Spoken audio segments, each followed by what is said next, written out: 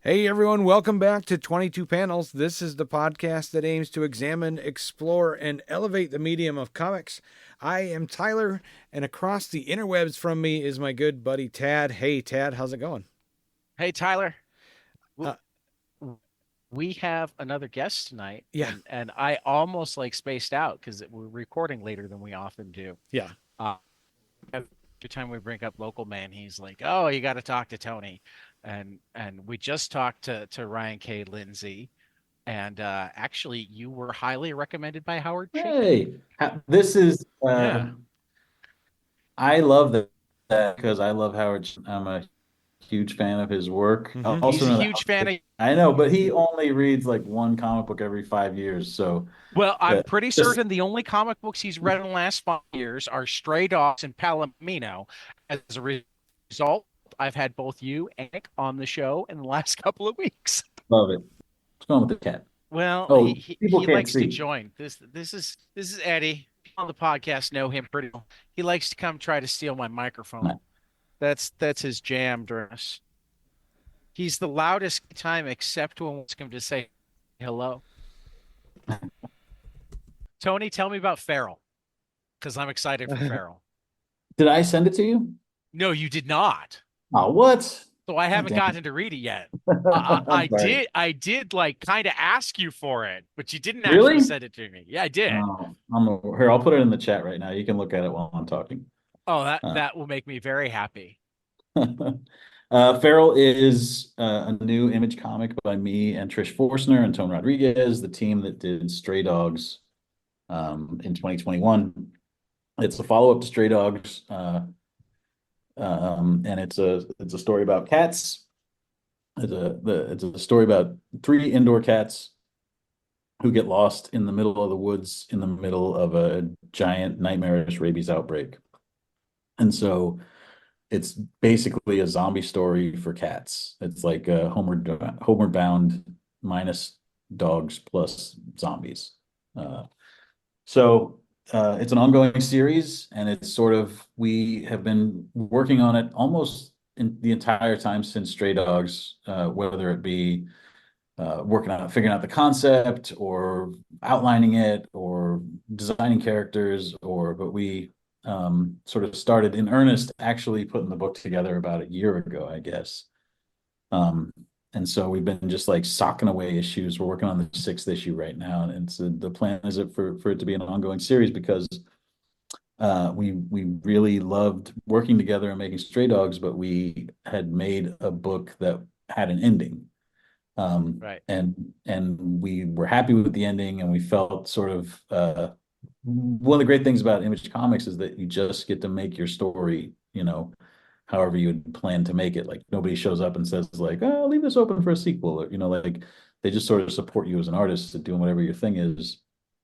And so in the case of that one, even though it took off and sold really well, nobody showed up and said you should make another one of these. But we wanted to work together, and we also were just we really liked working in that space of these really adorable animals in a horror story. And so as soon as we wrapped up Stray Dogs, we started trying to figure out how to do another one, like how to do what would be something we could do where we're not repeating ourselves, but we can sort of keep working in the space. And so that's sort of what Feral came out of.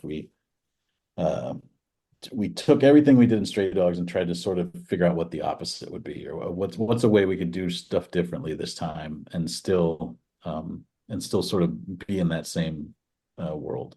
So Stray Dogs all takes place inside a house. This takes place in like out in the world, and Yeah. these It characters looks will like go on like looks like a mostly big a journey. forest and a stream so far. I'm Yeah. The first issue is all forest, but eventually we get into all different places, and they'll go in cities and they'll go in towns, and all while this sort of pandemic is taking like this right. outbreak grows and grows and sort of turns into this big worldwide nightmare. Because people like that, they're just like what we want is more pandemic stories. I mean, absolutely. We're just not far enough away from ours. We we Yeah. we gotta remember. Just Um, don't let anybody wear any masks because that'll Don't trigger anyone. That'll trigger some people. Trigger anybody. Well, actually, Your I'm right-wing drawing a mask. fans will be throwing them in the garbage. They don't make little cat-sized masks. That's the trouble. But I think I I'm had a drawing picture them. of one of my cats in a mask during the Really? pandemic. Yeah. I think we took one of my granddaughter's masks and managed to fit it on one of the cats for all of Yeah. like 5 seconds because cats don't wear clothes. That's funny. We did these horror movie covers on Stray Dogs, and we're doing the same thing on Feral. And I'm actually Okay. drawing a cat in a mask right now because the fourth issue is going to have a 28 weeks later Okay. the cover, and that has somebody wearing a mask before they were politicized. Back when we all just knew that masks meant there's a fucking virus around. I mean, Try not to get it. I feel like that one should still be relatively easy. I'm doing it because it's a busy week, and I'm trying to crank these guys out as quick as possible. I have that Right. I'm doing that, and the local man cover I'm doing this week is another pretty simple one. So I'm definitely give myself a break. Talk to me a little bit, and this goes for both Feral and Stray Dogs, because like my wife was late to comics, and she hasn't read Stray Dogs yet, but I guarantee she's going to be reading it the next week just because A, I've been plugging it, and B, I can't believe I didn't plug it earlier because it's like right in the intersection of the things she loves in comics, which is like true horrific crime and sweet YA Mhm. animal stuff. Yeah, Stray Dog is and Feral as well is wife comics for sure. We try to make entry level comics, wife comics, friend comics, people that don't read fucking Batman and the Outsiders or whatever, like people that have heard about comics and haven't really dipped their toe in. That's what this is. This is a genre that I mean, it's a really specific genre it's even starting to be done a little bit more. Tomorrow we'll see the third issue of Beneath the Trees, which has a wonderful serial killing bear. But I think it hadn't really been done before Stray Dogs. What made you go, I'm gonna tell a serial killer story, and I'm gonna do it with 101 Dalmatians. It was in Blade when he said some of the fuckers always trying to ice skate uphill. Okay. That's me. I'm Yep. always sort of like somebody will tell me you can't do something, and I'll just be like, well, I bet I probably could though. And usually to disastrous Yep. result, like this is the one time where it ever worked out. But I draw cartoony. I have drawn cartoony my whole life. I worked on the My Little Pony comics for about eight years at that point. And I just was in a place where I had been telling stories with animals so much that when I had the idea of a serial killer who took people's dogs as trophies, it was almost immediately that my second thought was, oh, it should be told from the dog's POV too. And so that was like the initial idea of the serial killer was like the spark of creativity there, and then the part that came from me being me and me having the job that I had and me sort of having the experience that I had was that second part that was like, oh, it should look like Oliver and Company, and it should be told from the perspective of those dogs. Yeah, and that's where it came from. And it worked. Now, are you already a dog owner, or did you do homework Yeah. to learn about like dogs? Now listen, your cat has pulled your microphone away from your mouth. Yeah, I'm Chad, pull sorry. your mic He back does up. that. There you go. Thank you. Yeah. Yeah. No, yeah, that my dog at the time is in Stray Dogs. The Bull Terrier, Other Henry, is based on my ex's dog. And now I have my divorced dog is another Bull Terrier named Baxter. He's not in any of the comics, but he's my big stupid pal. And I don't have cats, but I feed the outdoor cats Okay. that live in the crawl space under my house now, and they like to pee down there. That's Well, I the mean, gift that they give me in exchange for getting fed is that they Lovely. if you give them a different space, they will learn it. I yeah. mean, my wife's mom Her parents have like 4 or 5 acres outside of Sioux Falls that they just Whoa, have a what? house on. So where Uh, are you? we're in I'm near Sioux Chicagoland now, Falls. but he's near Sioux Falls. Oh, right. Yes. Okay. Yeah. That's how we, right? Yeah. Yeah, I think you've met Tyler Yeah, I before. met you at SuperCon. Yeah, when you were in the you were still working on My Little Pony.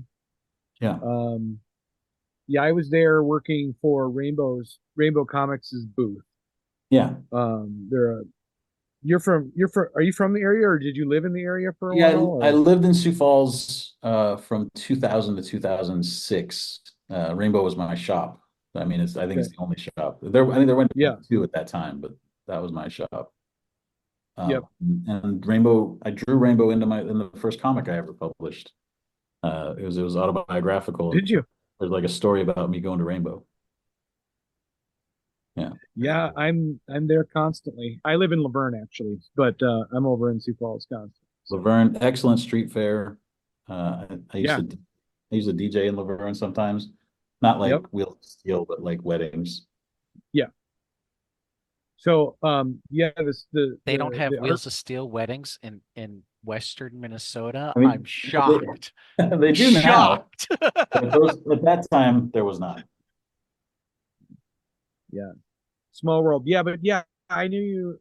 I mean, I met you at one of the cons here in Sioux Falls. So Yeah, uh, it's all coming one of together. the things that I was going yeah, one of the things I was going to ask you about is Muppet Babies. Did you have you worked on Muppet Babies? Is that correct? Yeah, you want me to tell you about it? My daughter absolutely adore. Yeah, a little bit. My daughter absolutely adores it. How did that come about? One of my best friends and was a studio mate of mine is another comic artist named Chris Moreno, Yeah. who had sort of transitioned into animation probably like 10 years ago now. He worked on the Three Caballeros series that's on Disney. He worked on Shaolin Showdown, which was like a Fox Kids show. They brought it back, and he worked on the revival of that. And then he worked on Muppet Babies, amongst a bunch of other stuff. But right as COVID was starting, he was working on Muppet Babies as an art director, and they needed to hire somebody who could do. He just needed somebody to be like his hands, like he needed Yeah. somebody that had the same skill set that he had, that he had a shorthand with, that he could just say, do this and this, because he was sort of, his responsibilities were changing, and he needed to spend more time doing other stuff rather than just constantly drawing or painting or mocking stuff up. Yeah. So that job came along right then, and it was a real lifesaver, because COVID meant I didn't do any conventions for like 2 years, and that was like 40% of my income at the time. And so Muppet Babies showed up, and it sort of bridged that gap, and it also funded the end of putting Stray Dogs together, or as much as we had to put together before it started coming out. It's like Image Comics, you don't start making money until like 3 months after the first issue comes out. So everything Okay. up until, so if you're doing you know, a 5 issue series, everything up until like issue 4, you're sort of paying for out of pocket. And so that helped fund the end of that stuff. But my job was, I was a prop designer. And that just meant they would say, like, in this episode, it's Halloween, and they make a bunch of Halloween decorations, and then Animal knocks them all down. So we need a design of all the decorations, and we need a design of what they look like when they're knocked down, and we need, so I stuff know like that that. episode. Yeah, I did that one. Yeah. And then anytime there were comic books, there was like the Power Pig character, I think was her name, like Miss Piggy turns Yep. into a Yep. character. Before I even started working on the show, they freelance hired me to do just the cover to that comic book. And then they came back to those characters and did superheroes again. And so I got to do like interior pages when I was working on the show, and covers and stuff like that. So it was a lot of stuff like that. They made like a golden statue, I think, of Gonzo. I designed Yep. that. Yep. Um, Yeah, and a lot of it was reusing stuff that they already had because it's an expensive CGI show. So they would be like, well, we've already built, you know, this train. Can you repurpose it so that it works also as like the toy train in this episode or something like Yeah. that? Yeah. And there was one where they did, I can't remember what the setup of it was. I just remember it was a lot of like crayon drawings of zoo animals. And they're like hippos and Cool. giraffes and monkeys and stuff. It was, I think the premise was it was like somebody telling you everything, facts about animals, but they were all wrong. Okay. Uh, and I designed all those animals too. It was a lot of fun stuff. Like every day was just like a different, art project. Like today, Well, draw this. I was such a fan of the series when I in the 80s when I was a kid. Yes, And then so when with this new Muppet Babies and my daughter is into it, I was as glued to the episodes as she was, for sure. Yeah, we So when Chris Moreno got the job initially, and when he started showing us stuff from, because we worked together in a studio, and he would go into the Muppets office and work in there, and then at night he would come and work in the studio on like comics that he was making, or just other like Muppets take homework or whatever. And sure. first they said they were going to do Muppet Babies, and that was cool. And then when they said that they were going to make them look like the puppets from Muppets Take Manhattan, we were just like, no way that's going to work. And then when he showed it to us, we were like, that's the coolest thing I've ever seen. Like, yeah, Yeah. I'm that age too. Like I'm Muppet Baby's age. I'm Muppet Baby Happy Meal toy age. Yeah, for Yeah. sure. So we brought up Local Man a little bit ago. Getting back to comic books. Where did that start for you? That that was me and Tim Seeley Yeah, sat next to each other at a comic convention out here in California in Long Beach. yeah, We I think even before that we had sort of we knew that we both had a shared love of 90s Image Comics, and so like that's when we would get around each other, that's what we would talk about, like obscure stuff that we had found, or like just a lot of sort of nostalgic uh trying to put, like the cool thing about comics is when you find somebody that's on your wavelength, being able to like introduce them to something that they'd missed, or put them onto something cool. And so that's sort of what we were doing, like, all right, so you read the Jeff Matsuda Newman, but if you stick around the Todd Knock Newman to like issue 13, all of a sudden, like he moves on to this new level. Or like there's this thing about Gen 13 where the first two issues are laid out by Jim Lee, and they look like one kind of thing. And then issue 3 is the first J. Scott Campbell comic where he like laid it out and drew it all himself, and it looks like a completely different thing. And so it's just like being able to talk about that with somebody that gives a shit like I give a shit. Uh, we really sort of got along on that level. And then I guess around the same time, was it after Stray Dogs came out or before we started talking about working on something that was like the original pitch that he had for it was, let's figure out how to do something that's like a 90s Image comic meets a 90s Vertigo comic. And so originally, like that take would have had a lot more like magic and sort yep, of a lot more fantasy to it. But where we eventually ended up with it was, let's do something that's like a 90s Image comic mixed with a modern day Image comic, with like like a crime comic, like an Ed Brubaker comic, or Right. um,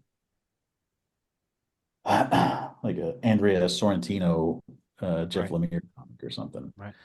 Well, it's Um, definitely got that feel of the superhero version of the supernatural slash Black mystery. Barn. What was that Yeah. Black Barn series Lemire did? You always forget Gideon Falls. Gideon Falls. Yep. Yeah. yeah, yeah. It's got a And little so bit of Black Hammer going on. yeah, and Oh, for sure. I love superheroes, and I love um fresh takes on them that's outside of the Marvel universe. So I mean, Local Man is from a different perspective, we hadn't considered before, in my opinion. Yeah, I mean that's the only way I really want to do superheroes, unless it's for Marvel or DC. Like I for the longest time, I was like, I don't think I'll ever do anything superhero because I didn't really have a take that I thought was worth doing. You know, like I'm not Yep. one of these people that is just about like the process of writing or drawing, you know, like um I have friends that can just like somebody goes like, hey, you know, can you come up with a Firestar story? And they're just like, yeah, I'll figure it out. And I don't think that's necessarily my strength. My strength is more figuring out like a direction and a theme and sort of coming to it like holistically like that rather than like the being able to operate inside of a structure like superheroes are. And I Sure. might, you know, I'm still young in my career. I'm sure I'll get there eventually where I want to try that out. But um, the only reason we made the superhero comic is because we figured out a way to do something that hadn't been done before and to tell a story that was personal to us while still having, you know, of somebody that's half jet and somebody that has laser fingers and, you know, so somebody that has like, you know, heat vision and all that stuff.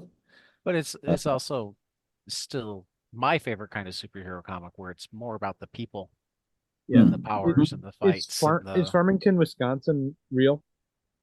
No, it's based on white. Tim's hometown. Yeah. And I Okay. can't remember what it is, but He he knows he like he where told it's us the located last and time he stuff. was on. Yeah. That's true. I think I even know the town and I can't remember right now. Okay. But it's based on that, and then I'm also bringing a lot of South Dakota, and Yep. I grew up a lot in Nebraska, and my family lives in Colorado. A little tiny bit of Colorado in there, but mostly I leave it to Tim when it comes to like, you know, colloquialisms and local flavor and stuff like that. But as far as like the energy and the attitudes go, I'm bringing a lot of South Dakota Right. to it. Yeah. So did you Mm. grow up in South Dakota? No, just from when I was like 20 to when I was 26. Okay. Yeah, How and did I'll you go back wind up? there. How did you? Those are That doesn't not the everybody years that I expect a creative person to wind up in South Dakota. everybody do No their offense time in if South any of my Dakota? South Dakota family is listening, but there's a reason that my wife moved me. Yeah. No, I went to art school, and the art school I went to doesn't exist anymore because they made this crazy promise that they could place 97% of graduates in art jobs, which was a lie. It was a full fucking fake ass lie. I Uh, mean, placing 97% of graduates, period, is anywhere. likely to be a I got lie. I got my I got my art degree at Augustana in Sioux Falls, and I Oh got yeah. it teaching high school art right away. So I was very happy with that.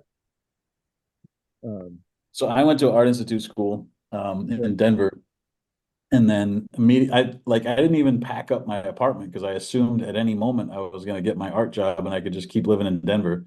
And then Yeah. like the night before they were going to kick me out of there, my parents had to come up and help me pack up and clean the apartment and move back in with them, a failure at 18 years old or whatever, 19. And so I struggled, and I mean struggled. I was a kid. It was fine. I worked at Suncoast and shit. But I hung out for a year It and I felt like did a struggling. job. I teach high Yeah, school. I get to see those struggles on a daily basis yes, and go, you exactly. know what?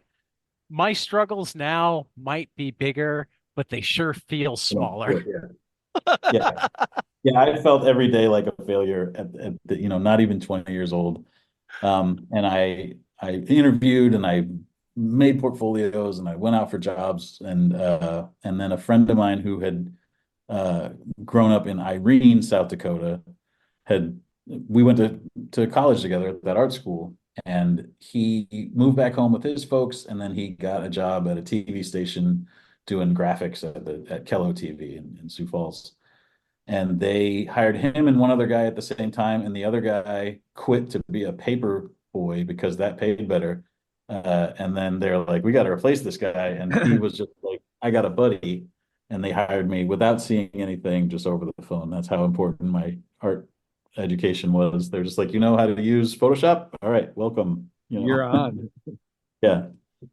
So I got that job and I lived there for 6 years, and that was the time when I started making comics too. Like I worked at the TV station for a few years and just sort of focused on being an adult living on my own for the first time, figuring that part out, and then See, realized that I was not making comics, and that was what I meant to do. So I needed to start doing that.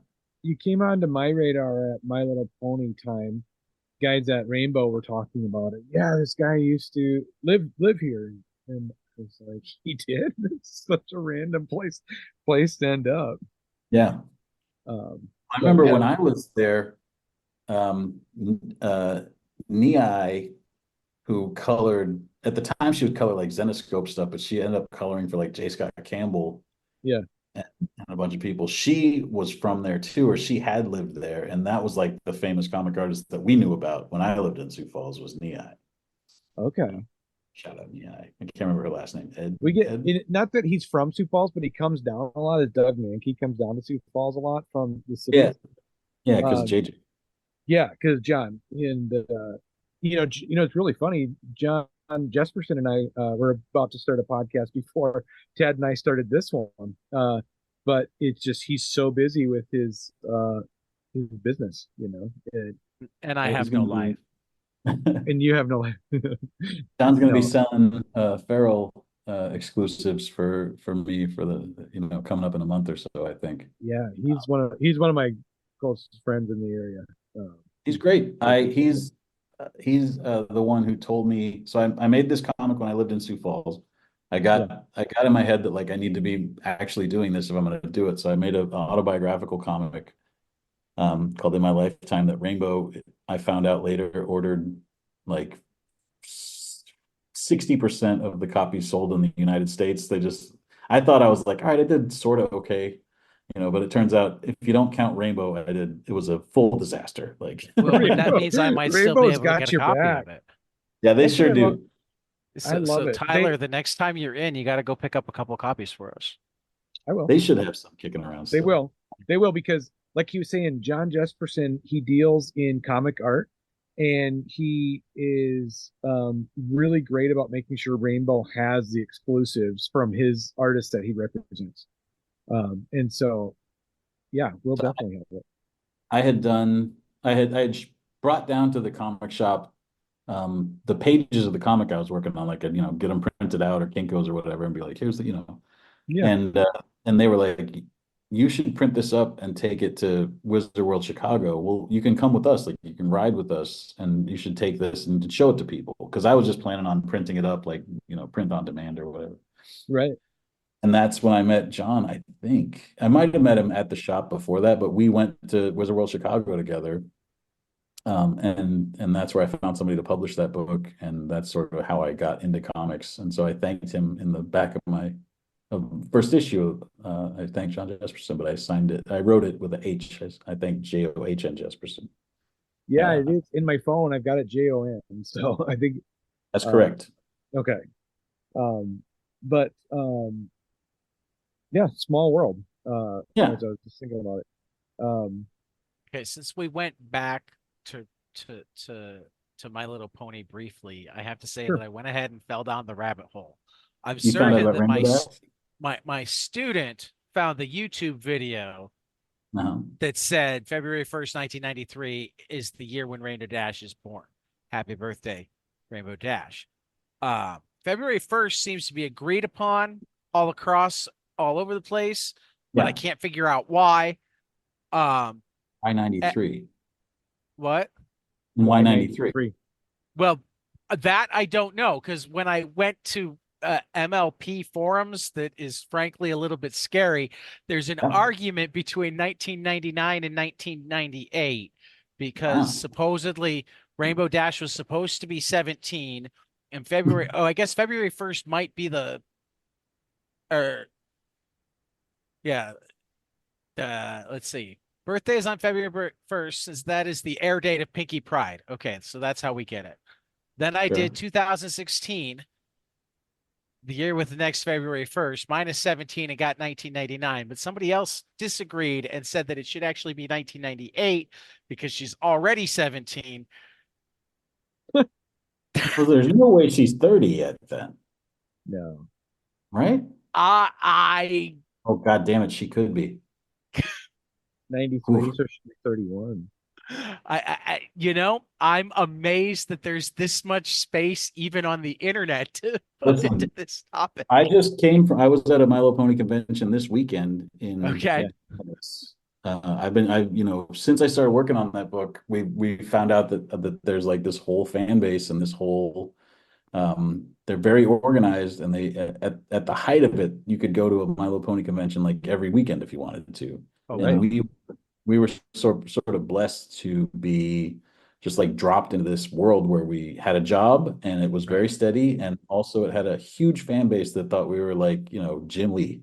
I know. So And that's what I was just commenting on. I have to be honest, I've never read one, so I don't know what the appeal I is I mean, to, I've been meaning to for a while because yeah. Ted Anderson is a regular contributor. He does our Milestone Book Club with us. oh, cool. I'm a big fan of Ryan's, and we just talked to him, and now Yeah. you. So I'm gonna have to go find some My Little Pony comics.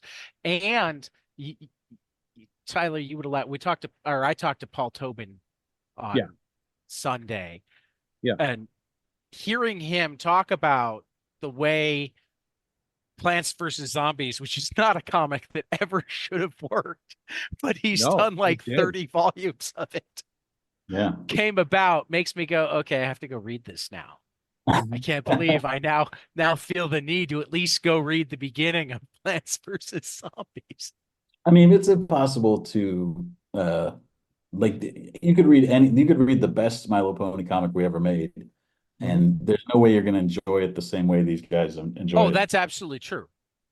But But to a certain extent, because they're that rabid, if you didn't do them well, I They'd mean, oh, let they you told know. look us, at how rabid fan bases. yeah, they would for sure tell us when we would screw up. My very first job I ever had for My Little Pony, I drew the knees wrong because I don't think I'd ever even drawn a horse before. And I just sort of like was like, oh, who cares? This looks fine. And then they were just like, what? Her legs are broken. What's the matter with you? Why would you do that? Horses' back legs go backwards. They don't go forwards. And So critical. boy, that was a mistake I did not ever repeat again. I went and like printed off like how to draw pony legs and how to draw horse legs, and I posted them up all over my drawing board just so that I would never embarrass myself like that again. It was a real crash I, course in internet fan bases. What is it like to deal with I mean, because I mean, obviously you do the Comic Cons, but it sounds like Pony Cons are very, very different. Um, Uh-huh. what's just the con circuit like? What's your fan experience? Honestly, I think I like them better. Okay. Um, just because they're sort of like early days Comic Cons where they're not corporate at all. They're run by fans and volunteers and stuff. And like I said, we are famous to them. So like we get treated real good. Like, mhm. appearance fee, per diem, somebody will pick me up from the airport. And if I want to go out and get something, they'll drive me out to, like it's That's like awesome. Queen Day. It's like getting treated like a little princess every time I go out there. Um, how could I not love that? I mean, I definitely did going to Comic Cons, and like I'll take stray dogs to a pony convention because I can sort of convert some of those people to that, but I don't Right. bring local man because it's just like it's so much ground to cover to get from My Little Pony to like, all right, remember Youngblood? Like it's just Yeah. They're like, no, No. I don't. yeah. So Um, I love doing Comic Cons, but like you can't beat the VIP treatment you get at a My Little Pony convention. Maybe if Feral is a runaway hit like Stray Dogs was, I'll start to get the royal treatment at these other shows. But man, Pony Cons, they do it up. so Yeah. I get to ask you a question that I don't get to ask very often. Um, I reread all of Stray Dogs today, and in the back of the last issue, right next to a one-page ad for Local Man, is a Yeah. one-page ad for Crosshairs, Yes. Yeah. which I So don't that's recall ever reading. Well, I figure, is it really an Image comic if you don't advertise something that doesn't come out? You know, like Okay, okay. that's what you're supposed So it was deliberate, is what you're saying. to. No, yeah, exactly. Chris No, Moreno, that's just a name we made up. that's Chris Marino who got me the job on Muppet Babies for continuity's sake. Um, Wow. and he had a baby and got a new job on the Spider-Man cartoon right around the same time as Is we that put that Spidey on. and Friends? Yeah. I love that show. Again, with my daughter, we're obsessed with it. I Yeah. know secrets about it. I could tell you off air. Okay. But yeah, he's that's a book that it's a story I came up with that we always wanted to work on something together. And we outlined it and started working on it. And then, yeah, he had this baby. I mean, his wife, Mel, had this Yeah. baby. Yeah. And then he moved and he started this new job, and we just haven't gotten back to it yet. And then my whole world got very complicated because Stray Dogs sort of took off, and I got offered a million things, and I said yes to a million things. And so now I'm working my way through all that, and we're going to get back to Crosshairs. But Crosshairs is a story about a mafia assassin who comes out of jail and goes to do one last job before he tries to quit, and the mob decides that they don't want to let him quit, and they're gonna turn on him.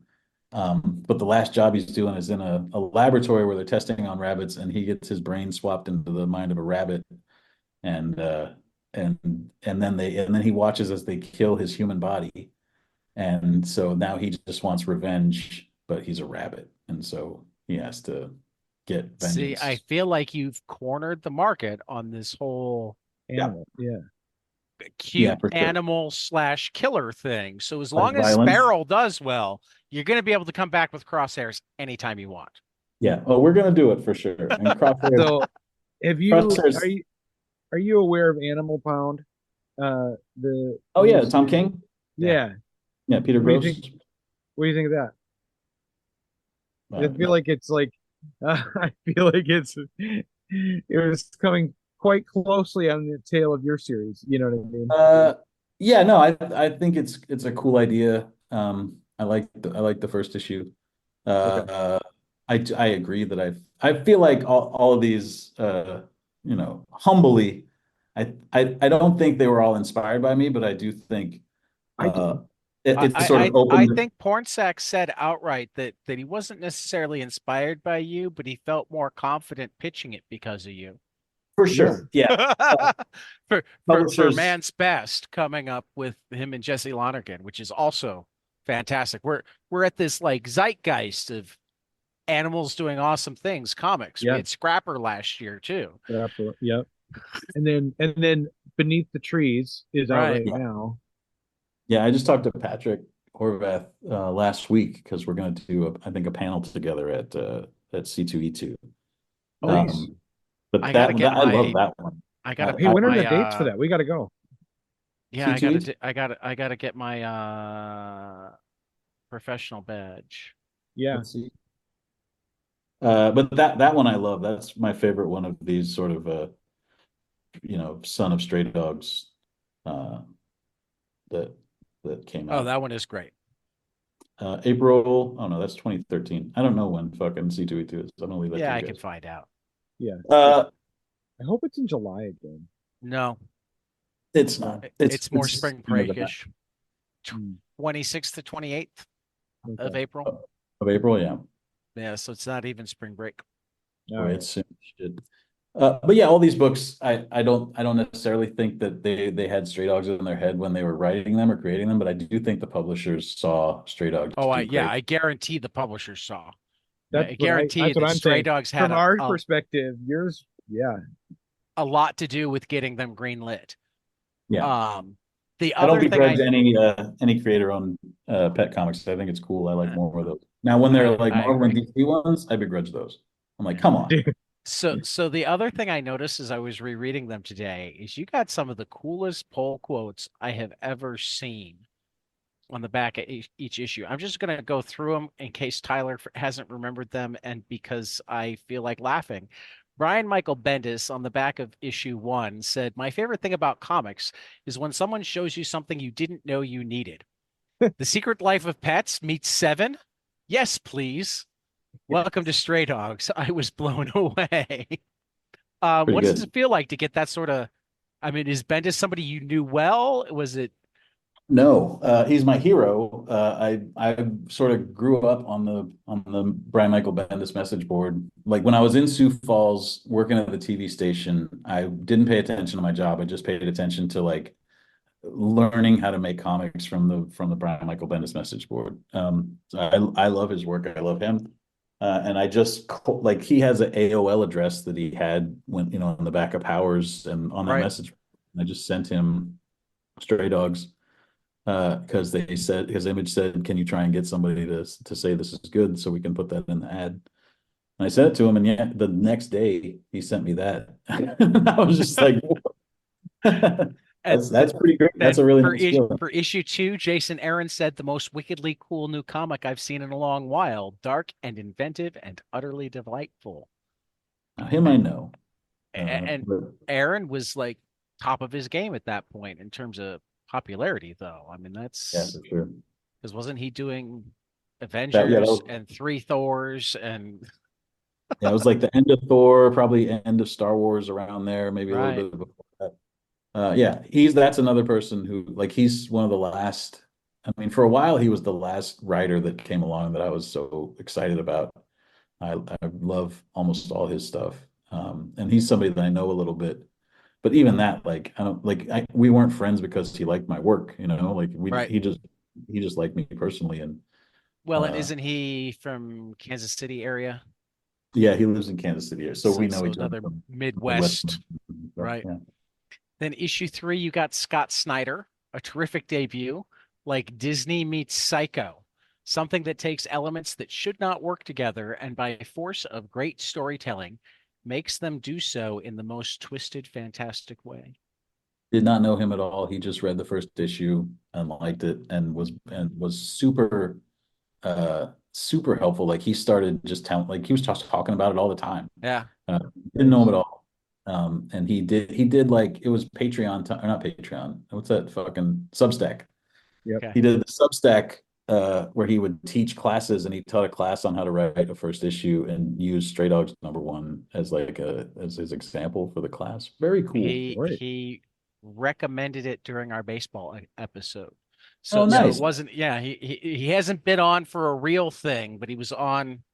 He To was talk part of our baseball. first baseball roundtable with Rob Nyer and Derek Gold and Heidi McDonald and Mark Chiarello and him and Chris Cantwell. And I feel Oh, like nice. somebody else showed up, but I can't remember right now. It was a big group. But yeah, when the baseball people were asking for comic recommendations, you got a shout out. Nice. That's awesome. Yeah, that guy's super nice. And He like I said, is. He's I amazing. don't know him. And then Kieran Gillen says Stray Dogs manages to somehow be a convincing collision between 101 Dalmatians and Criminal, noir, charming, and a really great take on quasi-real dog psychology. Don't know him at all. That was just a tweet. I don't even think I even asked. I just took his tweet and put it on the back of the book. Very nice. Very nice of So him. by Very cool then guy. you were just getting them from all over the place. Yeah. Yeah, it was a real happening. That's awesome. Kyle Higgins, Stray Dog is one of the best ideas I've ever heard, made all the better by flawless execution and mastery of tone. My new favorite book. Kyle Higgins, a friend of mine, and he actually, there were like a few people that I would tell the idea to, and Kyle is one of the ones that got super psyched about it. My friend Gary, who's a filmmaker, got super psyched about it. Just a few people that were sort of real encouraging, like, you got to hurry up and get that done because I can't wait to see it. And Kyle actually, when I was getting close to having it done, he said, "Would you let me take this to Eric Stevenson at Image and pitch it to him because I think it should be a book at Image and I think they would love it." And I had no connection to Image Comics. Oh, I didn't have wow. Eric Stevenson's email, and so I sent him the PDF right before Comic-Con that year. It was 2019, and And then he just texted me and said like, Eric wants to make your comic. So I was like, I wasn't even down there yet. I go to Comic-Con every year, but I wasn't Right. going down to the day.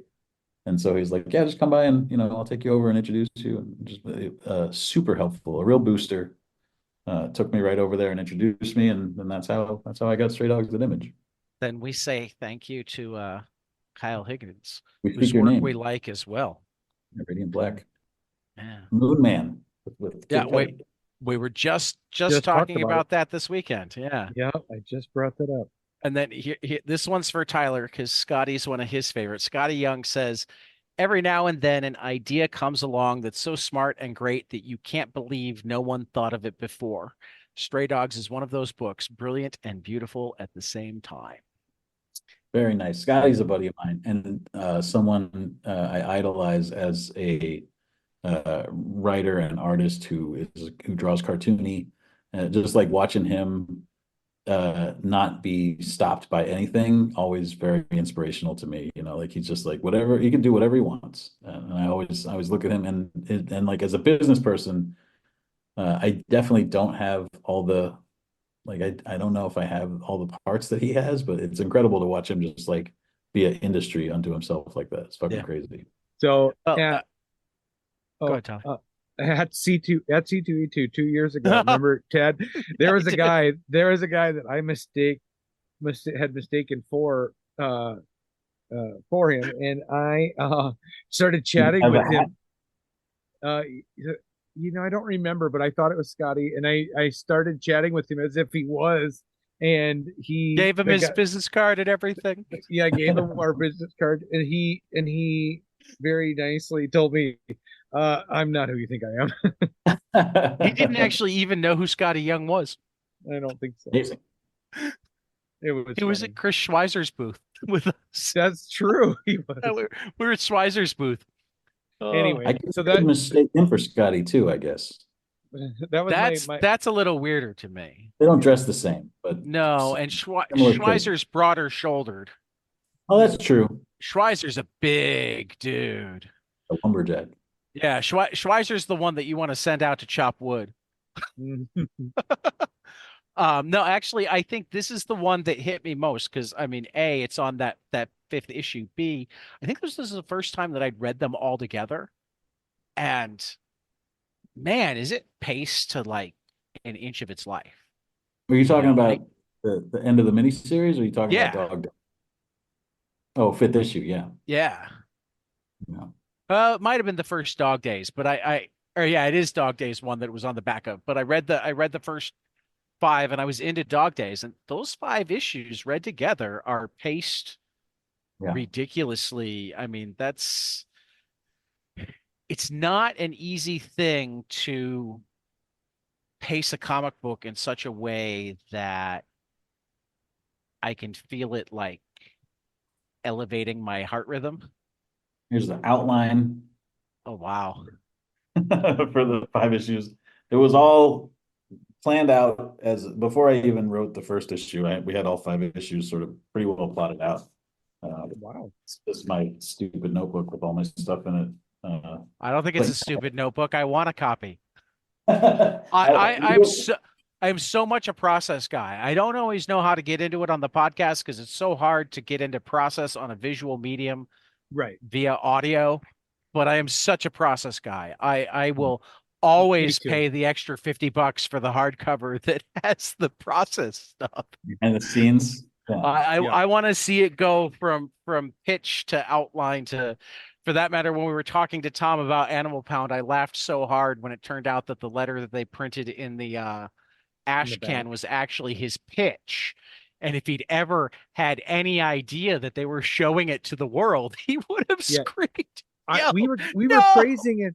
We were praising it. We were praising him for writing this letter, and he goes, that was the pitch I wrote to get it published, and you know how bad I am at seeing emails. I must have missed the one where they told me they were going to put it in the ash can.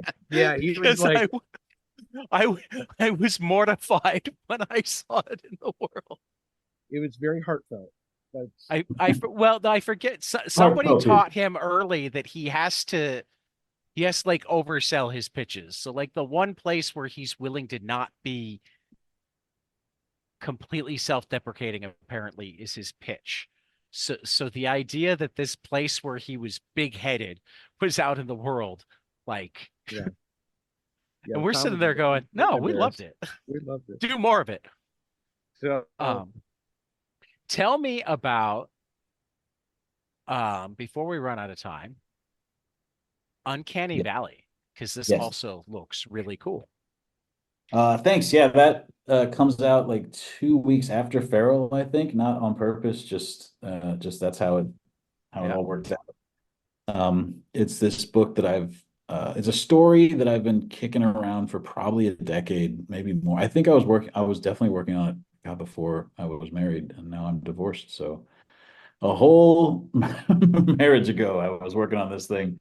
But it's this concept I had about it's about a coming of age story about a boy that doesn't feel like he's a part of anything. Like he's going through this time in his life, and he has a single mom, and he doesn't have any connection to where he's from, and he doesn't have any really familial connections besides her, and he just sort of feels like unmoored and out of place, and then strange things start to happen to him. He starts to develop these strange powers or abilities. Strange things are happening. It's not like he has powers like a mutant. It's just like things are happening.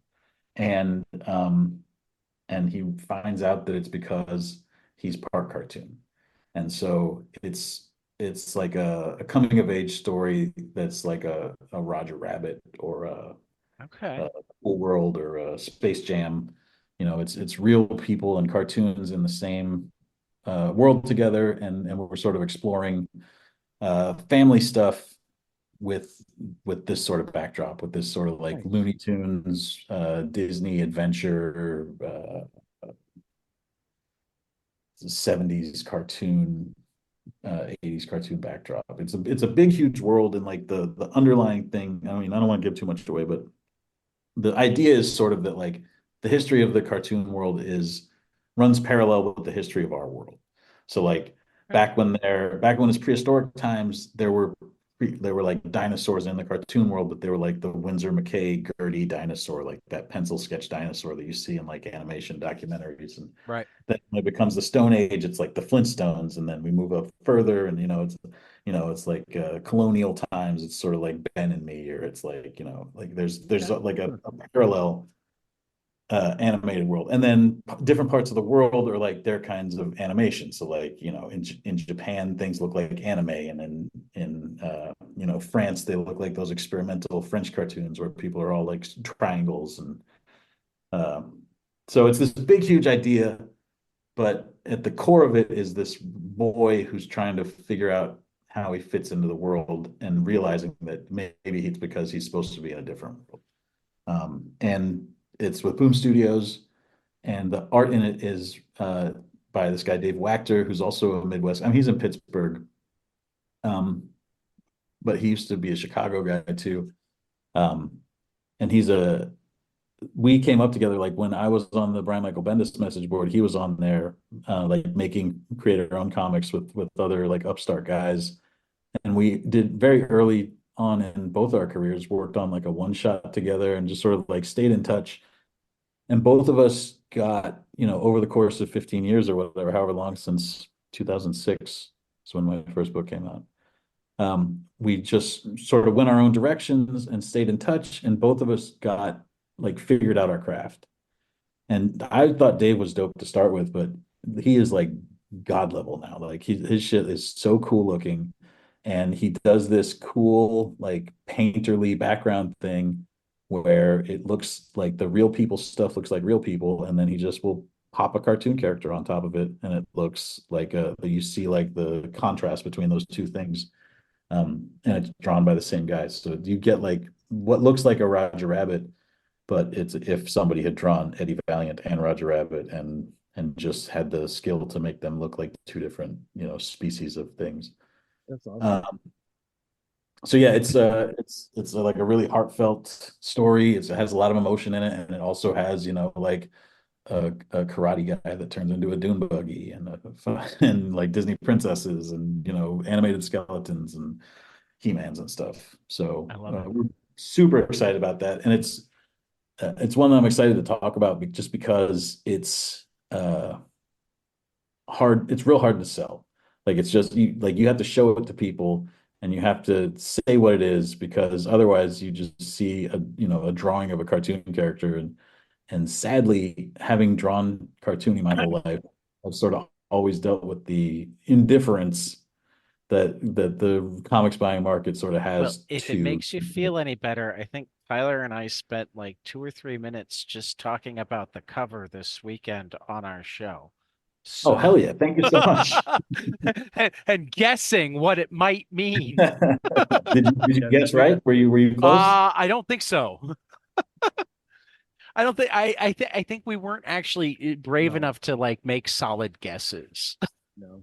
But Well, yeah, But I'll we send you definitely guys. dug the the Tinker Bell and the Yosemite Sam and the crows and the like I thought the crow, and was it Maleficent? Is that how you pronounce it? Was that her in the Maleficent in the background? back is Yeah, something that feels like that. And what'd you say you thought the Karate Guy was from?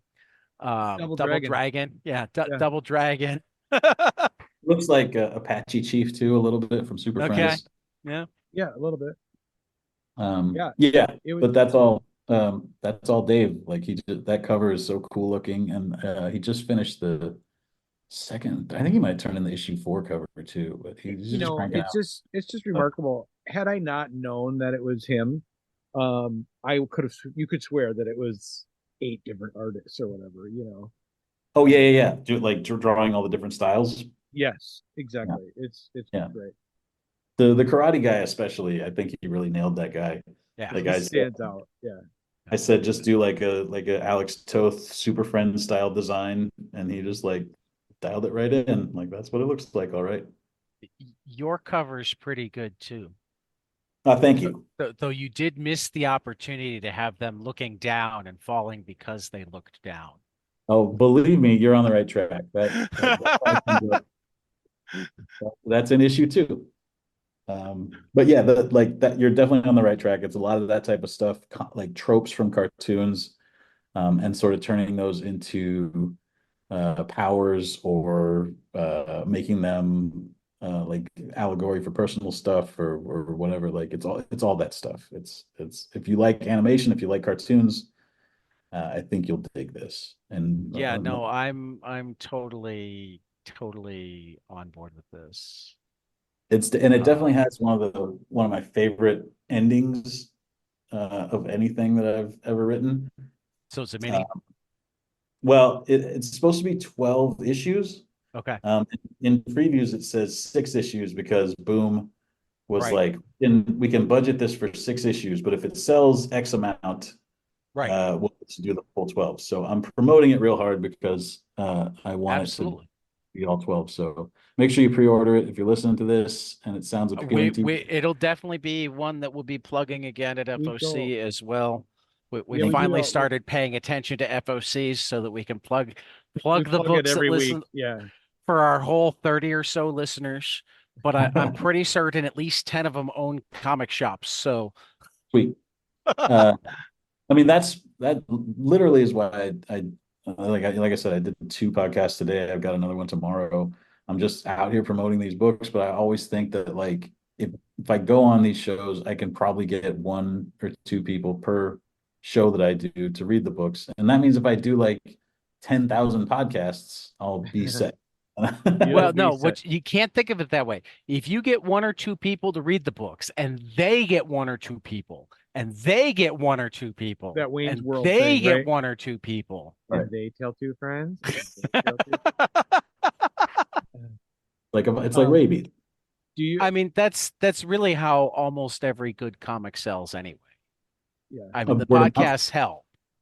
Um, but I'm not Definitely joking out when I straight up. say I think we have as many creator and I mean I know like a half dozen creators that listen to selected interviews, and or listen to our weekly episodes just because they trust our taste. It's like, I don't have time to figure out what's good. I'm going to see what Tad and Tyler liked. That's right.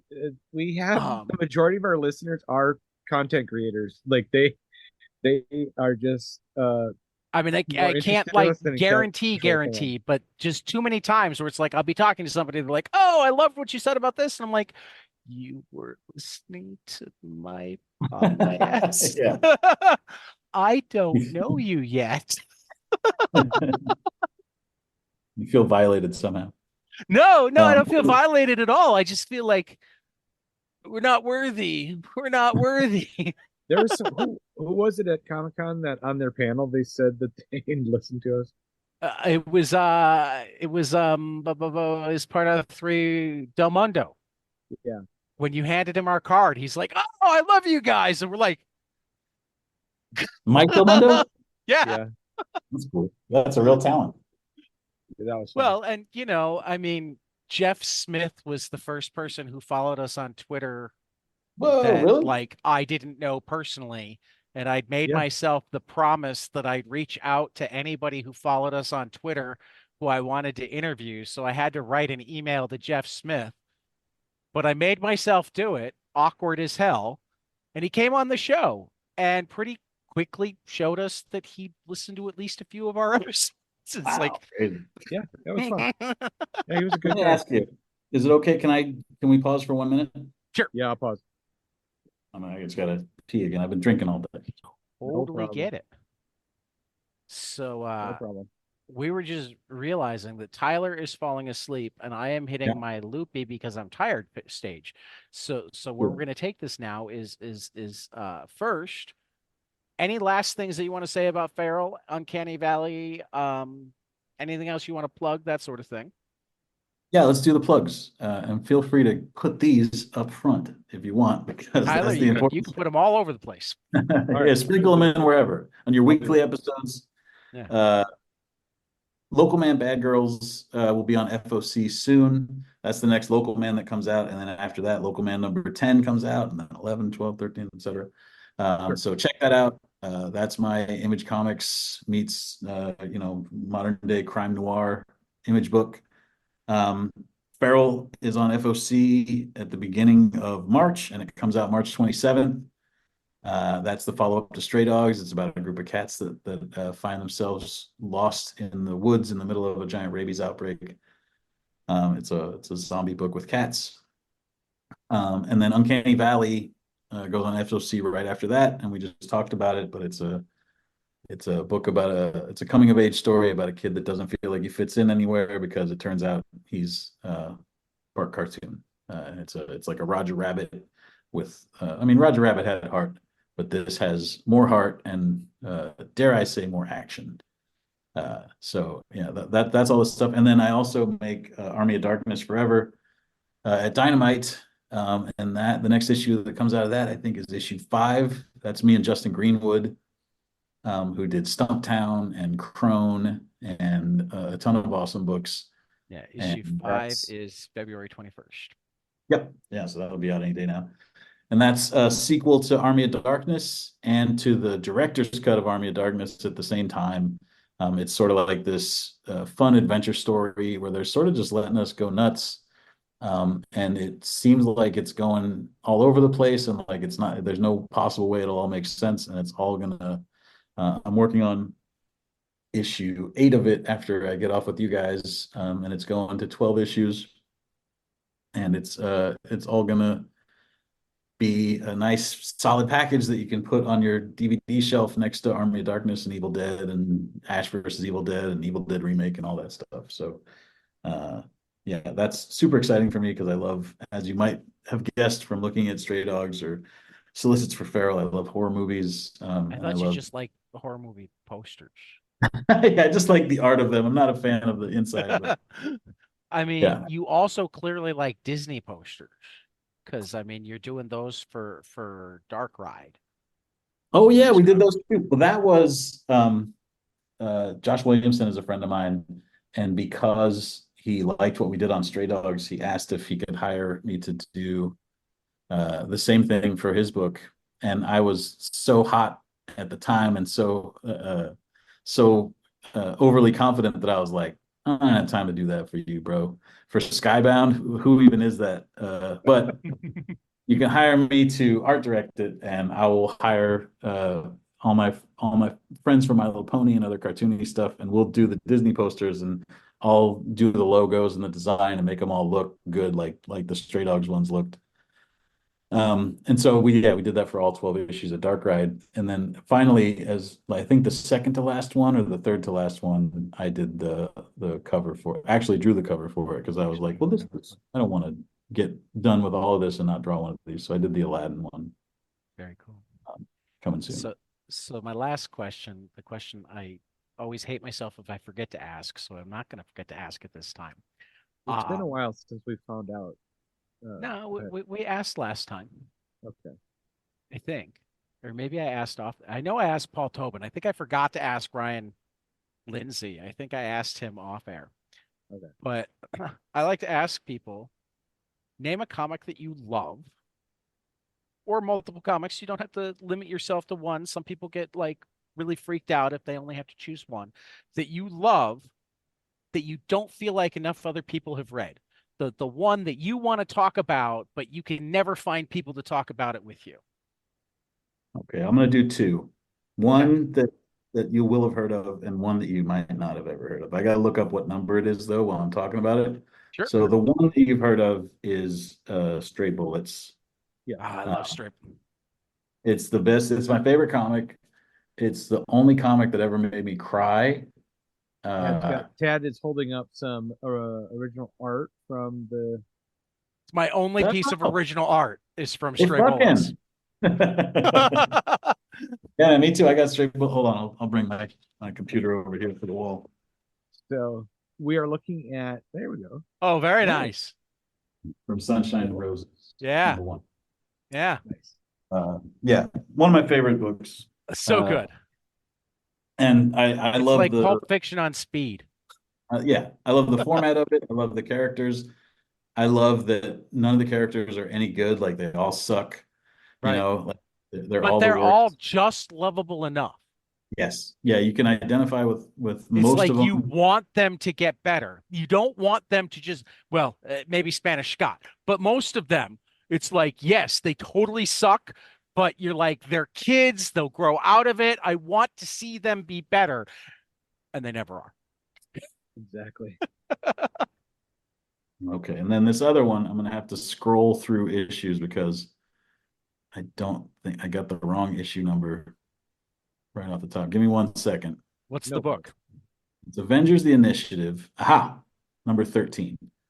2008, written by Christos Gage and penciled by somebody who's, I do not know where they went after this or what they ended up doing. This is a person named Steve Uy, U-Y. Yeah, I don't know. Looked like he did a bunch of Marvel stuff around that time.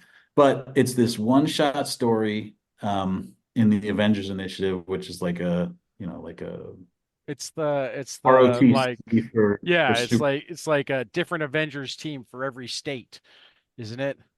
Well, in this case though, it was like young new superheroes and teaching them. So like Taskmaster was like a teacher, and then like they would teach these. That could never go wrong. But this story is about, you see the cover of it, it's about this chubby kid named Boulder who he's invulnerable. Like that's his superpower. But that just basically, like, that's all it is. He's not super strong. He's not super smart. Also called Butterball. Yeah. He wants to be called Boulder, but they call him Butterball. And he can't even build muscle because he's invulnerable. So like when you work out, you break your muscles down and then they come back stronger. Like he can't even do that. So like he will never get strong. He'll always just be this. And so it's this story about watching him sort of like fail and fail and fail. And then something happens where he's the only one that can possibly fix this thing. And it's sort of like a misfit story, but it's also like a superhero story that has heart and sort of does that cool Astro City type thing where it's like what would really happen if there were superheroes. and it's just super good. We I don't love think some people, Astro City. Yeah, I don't think people know about it, but every time I see Christos Gage, I go, that and Avengers of the Initiative comic with Boulder, the best thing I've ever read, like one of my favorite comics I ever read. Yeah, So, that's awesome. and there's a lot of local man in that too. Like a lot of the way we handle Crossjack and the superheroes in that is sort of that type of thing as well. So highly recommend it. It's a dollar bin book. You'll find it, in dollar bins all over the place. Awesome. No, I'm gonna actually go hunt it down on. I mean, I may hunt it down Marvel too, but Unlimited. I was gonna say I'm pulling it up on Marvel Unlimited right now. Are you? Yeah, yeah, it's great. You'll dig it. Awesome. Well, Tony, it sounds like totally my type of book. yeah, Tony, thanks for coming on the show so late. We really appreciate. Well, you're out west, aren't you? It's my fault that it's late. I appreciate you guys staying up with me. I was double booked. So, but yeah, of course. Thanks for having me. No problem. Anytime. You're welcome back anytime. Whether you're plugging something or just want to talk comics. I'll definitely please. Something. Yeah. For the next time you come to our con in Sioux Falls, our Super Con, I'll stop by and say hi. Oh yeah, please do. All right. It'd be good to get to hang out in person. I'll buy you a beer. So now, next time I come on, remind me ahead of time, and I'll send you PDFs of whatever the thing that's coming out is. Because I mean, I asked, but I didn't get mean about it. I didn't say, hey Tony, you know how I said, do you have any promotional material? Yeah, no, get me, bug me like that I'm overwhelmed and working on a million things, and just say. That's fair. I'm still getting used to the fact that we get treated like we're part of the industry rather than people in our basement and attic, respectively. Yeah, like I said, creators like us. We don't have comic book fans. We don't have those kind of listeners. We've got other creators that listen to us. I mean, it's weird to me. Every once in a while, I forget when something like today. I sent Nate Powell an email this morning because I'd forgotten that Fall Through came out today. I thought it was still like a month away, and we were going to have him back on for it because I read it like 2 months ago. That guy's a good podcast guest. That's a smart dude. Oh yeah, we've had Nate a couple of times. He's amazing. Yeah. Yeah, I like Nate a lot. Me too. All right. Well, yeah, definitely have me back. I would love to come back. And everybody should go read Stray Dogs while they're waiting for Feral. Uncanny Valley sounds amazing. And if you're into the campy horror type thing, go do some Army of Darkness. And if you're not, he's also got a deep back catalog of My Little Pony. That's right. Legs without gore. Check out my Little Pony work. It goes on and on. All right, guys. To all our listeners out there, we will catch you guys after the next page. See ya. All right. Hey guys, this is Tyler from 22 Panels. I'm here to tell you all about our Patreon. If you enjoy this show, please consider donating to our Patreon to keep this show going. We have many different tiers, all different levels to help you decide what's right for you. Okay, so get on out there to patreon.com/22 Panels Podcast.